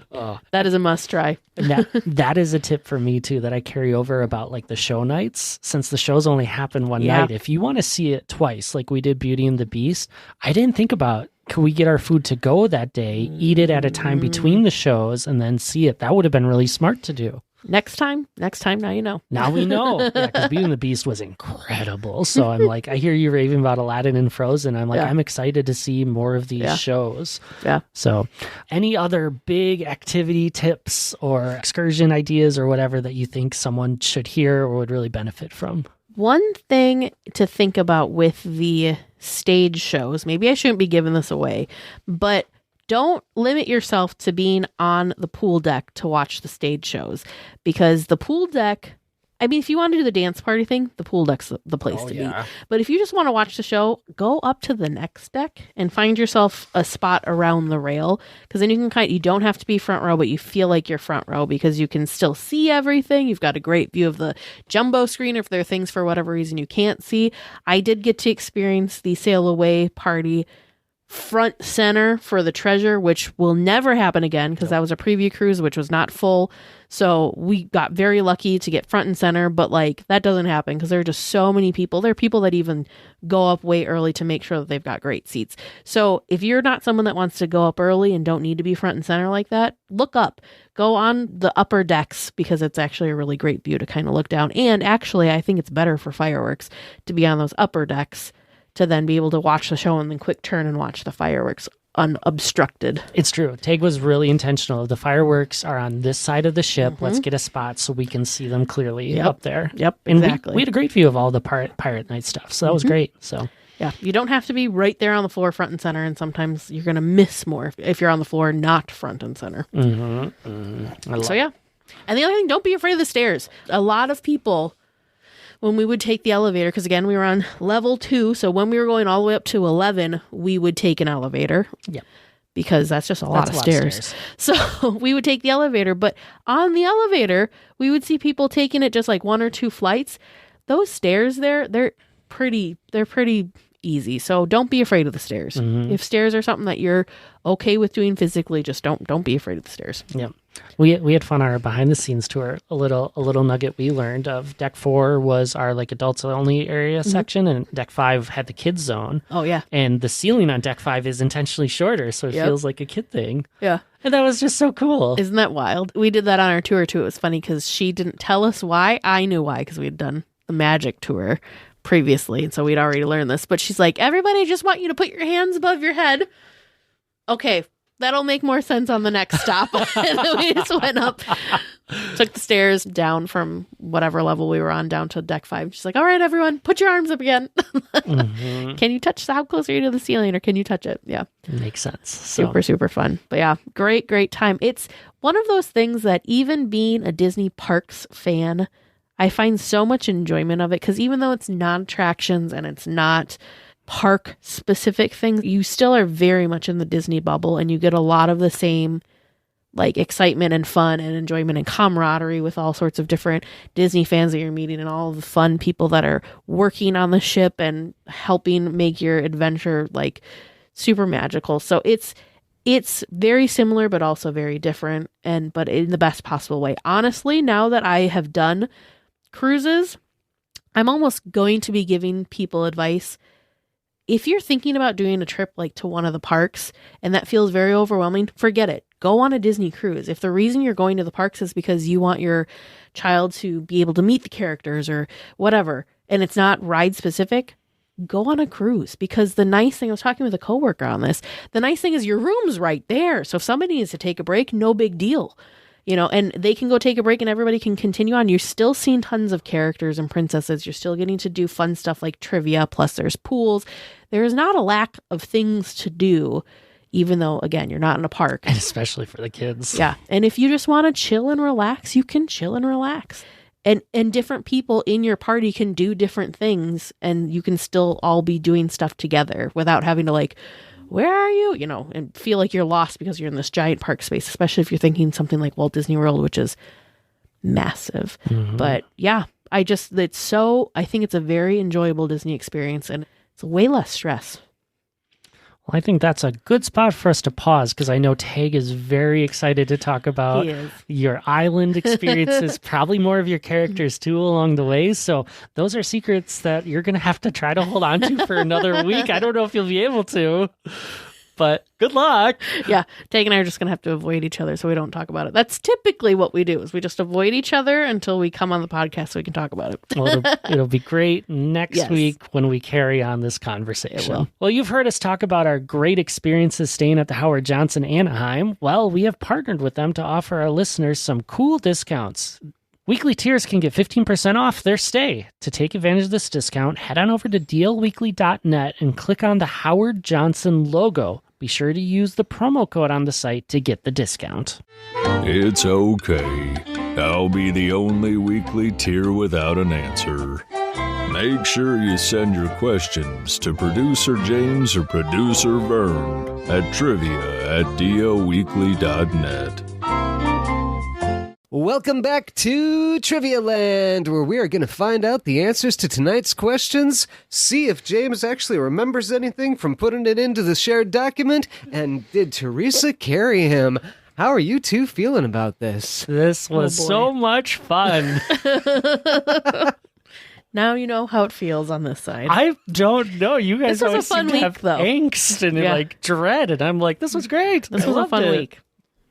Well, I'm glad you had a good time. Let's see how you did. Your first listener-submitted question from listener Siriana. There is a maze in Disneyland Paris. What movie is it based on? Both of you immediately saying that is Alice in Wonderland. And you had the correct answer. That is based on Alice in Wonderland. The part that confused me was the answer provided was Alice's Curious Labyrinth, based off of Alice in Wonderland. That's the name of the attraction. As I was looking at the top line of the answer, I'm like, why are you just saying Alice in Wonderland? It's Curious Labyrinth. Oh, yeah, nope, you got the right answer. Okay, we're good. Mm-hmm. So that was me reading the wrong line. You had it correct. So good job on that one. Yeah, us. Your second listener-submitted question from listener Dave M. What Tomorrowland exhibit is now almost reality?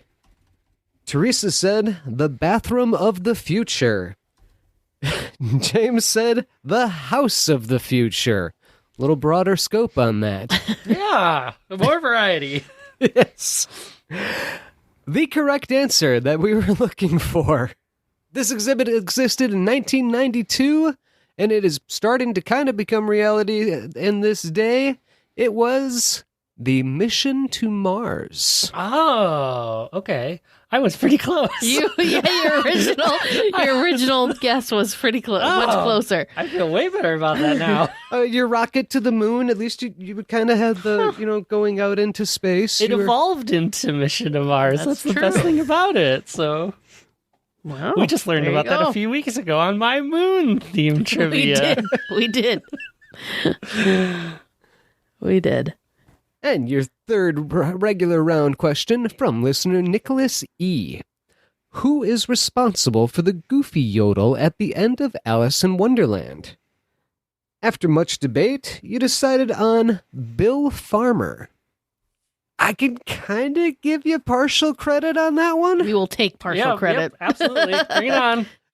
Bill Farmer is the voice of Goofy. The voice of Goofy that you hear when you're on Alice in Wonderland is the original voice of Goofy, Pinto Colvig. That's cool. And the Imagineer that decided that it would be really funny to hear Goofy in Alice in Wonderland was Claude Coates. Oh, so it's been around for a while. Yeah. Yes. Wow. Yep, and he added it to the end because he thought it would be fun. Interesting. I mean, Alice in Wonderland is the perfect idea of like whatever goes, so why not? Yeah. Like, this will be fun. Let's do it. And they said, all right, cool. We're just going to make it be louder and more intense with every door. And they said, all right. And your fourth and final regular round question from listener Jeff from Calgary, Alberta, Canada. Which ride at Disney World that is also existing in Disneyland has been scientifically proven to help pass kidney stones? Both of you immediately answering Big Thunder Mountain.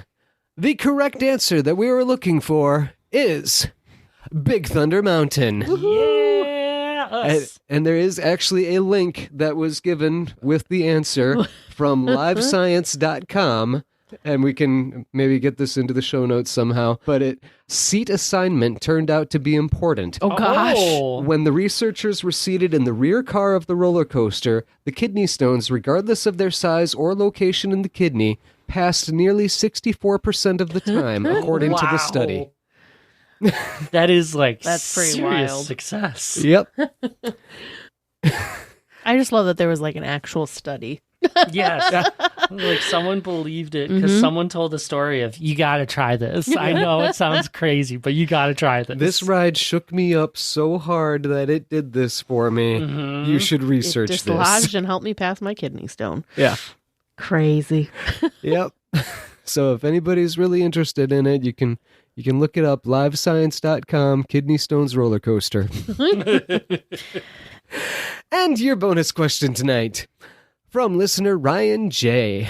Why is the Enchanted Tiki Room the only Disney attraction with its own restrooms? Teresa said it's because it was originally planned to be built as a restaurant. James, what's the correct answer? It was originally planned to be built as a restaurant, and to get it up to code, a restaurant needs a restroom, so they built the restroom anyway. That we go. is correct. That was a Well much more done. thorough answer, James. That was a great submission. I'm like, we'll hold on to this one for a good time. So I'm glad that it got asked when I was hosting too. Be like, I know this one for sure. Just play fair. Yep, California law mandates that all restaurants have public restrooms. They were already there by the time they decided to make it a show, so they just left them in. Why not, right? Absolutely. Could always use more restrooms. Mm-hmm. And those are some favorites for people They are. too. So They're less known, so they're a little less busy and quiet. Yep. Well, listeners, how do you think they did? How did you do listening at home? Do you have the perfect question that you'd really like to hear us ask sometime? Well, if you do, feel free to send that in at dlweekly.net/trivia. Well, we will be back next week with more Disneyland news and information. until then, go out and enjoy the parks. And a special thank you to Sidel for editing the podcast. Please remain seated until the podcast comes to a complete stop and the doors have opened. Then collect your belongings, watch your head, and step carefully from the episode. On behalf of all of our crew, thanks for traveling with us, and we hope you have a happy and memorable visit here at DL Weekly.